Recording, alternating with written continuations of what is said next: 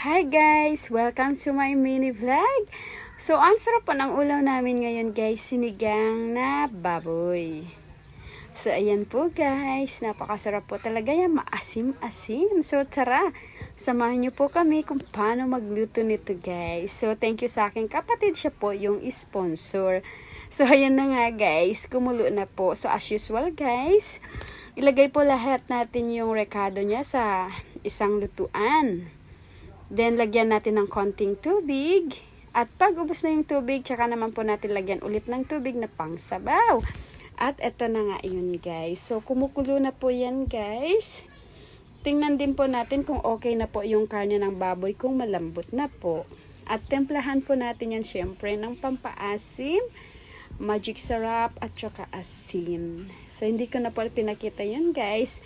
At nung kumulo na at okay na yung karne ng baboy, nilagay ko na po yung sahog na kangkong at siling panigang. So, hindi pwedeng mawawala yung siling panigang guys, kasi ito po yung kukompleto sa aking sinigang. So, ayan na nga guys, sobrang sarap po nito.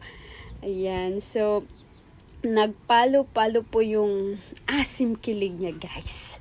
So, ayan na guys. Malapit na pong maluto dahil kumukulo na po yung sinigang na baboy natin. So, nasa atin po yan guys kung lutuin natin or half cook po yung kangkong at yung okra and syempre yung siling panigang natin guys. So, kitang-kita nyo naman po guys. Luto na yung sinigang baboy natin. So, ayan na. It's time to eat na, guys. Ito po yung aking plato, guys. So, samahan nyo po akong kumain. Thank you for watching, guys. Pag nagustuhan nyo po yung video ko, please follow me for more videos. Thank you. And paki-share na rin po, guys, ha. Mag-react heart at mag-comment po tayo base sa napanood yung video. And thank you again guys. Bye!